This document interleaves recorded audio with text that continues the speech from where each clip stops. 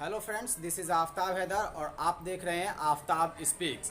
Today we are going to discuss the begging problem of India. गदागिरी या फ़कीरी, फारसी में गदागिरी कहते हैं। आज़ादी के 72 साल बाद भी भारत साउथ एशिया और दुनिया के उन देशों में शुमार है जहां पर सबसे बड़ी संख्या में फ़कीरी यानी गदागिरी की जाती है। अगर आप 16वीं, 17वीं, 18वीं और 19वीं सदी के साहित्य को पढ़ेंगे तो उन साहित्यों में फ़कीरी के लिए एक उर्दू और फ़ारसी लक़ब गदागिरी का इस्तेमाल किया गया है, जिसे मॉडर्न इंग्लिश और आधुनिक विश्व में भिखारी कहा जाता है। और भीख मांगने की समस्या आखिरकार क्यों भारत ही दक्षिण एशिया के सब उन देशों में शुमार है जहां पर सबसे ज़्यादा भिखारियों की संख्या है।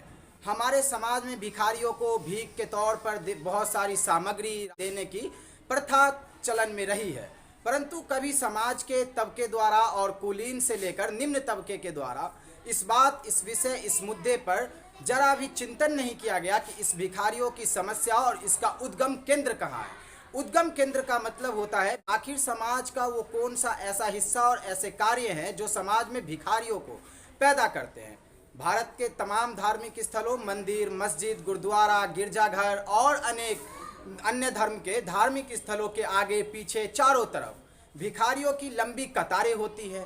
चांदनी चौक इसका एक सबसे जीवंत उदाहरण है। यदि आप भिखारियों की लंबी कतारें और भिखारियों की समस्या से रूबरू होना चाहते हैं तो थोड़ा सा वक्त निकालकर दिल्ली के उन इलाकों का दीदार करिए जो दिल्ली शहर का दिल हुआ करते थे और आज आधुनिक भारत में दिल्ली को ही मॉडर्नाइजेशन का अभिप्राय मान लिया गया। देश के जिस मॉडर्न हिस्से यानी दिल्ली में भिखारियों की समस्या अपने चरम पर है तो देश के अन्य राज्यों उड़ीसा, बिहार, पश्चिम बंगाल का क्या कहना। खैर, हमारे पास आधुनिक दौर में सोचने का इतना वक्त नहीं है। बच्चों की फीस भरने से लेकर किस तरह से दूसरे रास्तों पर चलकर धोखाधड़ी करके लोगों के साथ बेईमानी, लूट खसोट करके या फिर मेहनत की कमाई करके खुद को आगे बढ़ाया जाए, ये सोचने में लोग मशगूल और व्यस्त है, ना कि ये सोचने में कि इसी समाज का एक तबका भीख मांगकर गुजर बसर क्यों करता है। जब इन्हीं भिखारियों को भीख नहीं मिलेगा तो ये सड़कों पर चाकू, छुरी जैसी चीज़ें लेकर निकलेंगे, स्नैचिंग करेंगे और दूसरे तरह की समस्याओं को जन्म देंगे। भिखारी एक चेन है जो समस्याओं को पैदा करते हैं। हो सकता है ये बात बहुतों को बुरी और ख़राब लगेगी, लेकिन ये कड़वी हकीकत है जिससे रूबरू होना उतना ही ज़रूरी है जितना कि कोविड-19 से लड़ाई करना और दुनिया का सबसे बड़ा वैक्सीनेशन अभियान चलाना।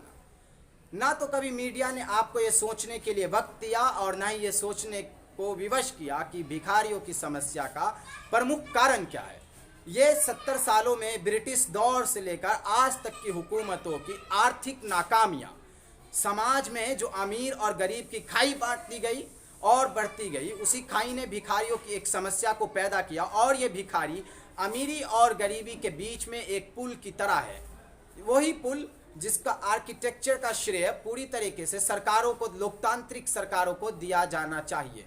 एक भिखारी जब कटोरा खरीदता है भीख मांगने के लिए तो उस कटोरे पर लगा हुआ टैक्स भारत सरकार को जाता है, यानी कि भिखारी जो भीख मांगता है वो भी सरकार को ईमानदारी से अपना टैक्स भरता है। तो क्या सरकार की जिम्मेदारी नहीं थी कि भिखारियों की समस्या को खत्म करके उनको एक बेहतर आर्थिक स्थिति पर लाए। बेहतर आर्थिक स्थिति की शुरुआत ऐसे होती है कि सबसे पहले समाज में बेरोजगारी की समस्या को खत्म किया जाए और इसका कोई ठोस समाधान निकाला जाए। 2 करोड़ रोजगार के वायदे कर देने से लेकर नरेगा जैसी विधियों से गरीबी खत्म नहीं हो सकती और नहीं दूर हो सकती है। सरकारों ने समाज को लिटरेट करने के लिए और एजुकेशन से जोड़ने के लिए इसके पिछले वर्ग और तबके को कितनी कोशिश की और कितना प्रयास किया, इस बात का उल्लेख किया जाना जरूरी है। और इस बात की रिपोर्ट को भी जनता के द्वारा देखा जाना जरूरी है कि सरकारों ने जो बड़े बड़े वायदे किए उन वायदों का क्या हुआ और क्या भिखारियों की समस्या का कोई ठोस समाधान निकला। ये भिखारियों की समस्या का सबसे प्रथम और सबसे बड़ा कारण बेरोजगारी और दूसरा बड़ा कारण अशिक्षा है। लेकिन देश के कुछ तथाकथित बुद्धिजीवी वर्ग इस भिखारियों की समस्या को भी धार्मिक पर्सपेक्टिव से देखने लगते हैं, धर्म का चश्मा लगा लेंगे और वो इसके लिए दलीलें देंगे कि यानी एक विशेष धर्म के लोग ही ज़्यादातर भिखारी होते हैं। जब आप राष्ट्रवाद की बात करते हैं और राष्ट्र नामक कोई चीज़ की कल्पना करते हैं तब वहाँ पर सबसे पहले आपको व्यक्तियों को व्यक्तियों के नज़रिए से देखना होगा और ना कि व्यक्तियों को जाति धर्म के नज़रिए से देखना होगा। यदि आप अपने देश को राष्ट्र मानते हैं और इसकी भौगोलिक सीमाओं में विश्वास रखते हैं तो फिर आप इस बात के जिम्मेदार हैं कि आपकी भौगोलिक सीमाओं के अंदर भिखारी कैसे उत्पन्न हो गए, कैसे पैदा हो गए। जब एक बार कुछ भिखारी समाज में उत्पन्न हो जाते हैं या ऐसे लोग जो भीख मांगने को विवश कर दिए जाते हैं तो उनकी एक पूरी नस्ल और पीढ़ी तैयार हो जाती है भीख मांगने के लिए।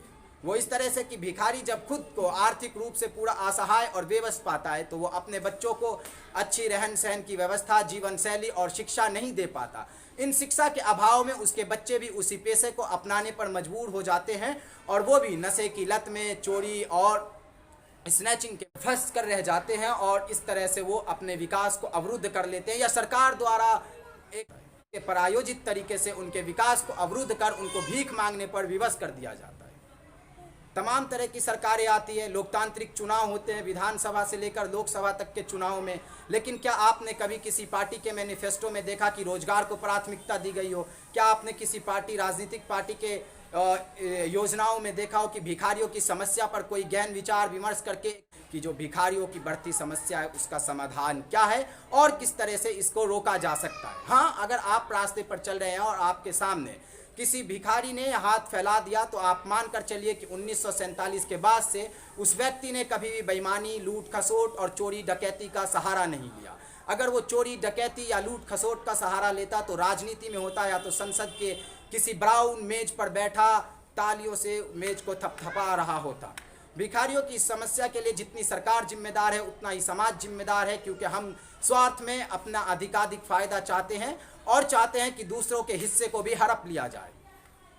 हम दोनों यानी कि एक मिडिल क्लास से लेकर हाई क्लास तक के पब्लिक और सरकार ने मिलकर जिस तरह से योगदान दिया है भिखारियों की समस्या, उसी का परिणाम है, उसी का रिजल्ट है। यदि इस समस्या का समाधान नहीं किया गया तो जिस तरह से देश में बेरोजगारों की संख्या बढ़ रही है, ये संख्या एक बड़ी भीड़ में तब्दील हो जाएगी और इसमें कोई अतिशयोक्ति नहीं अगर ये भीड़ भिखारियों में तब्दील हो जाए।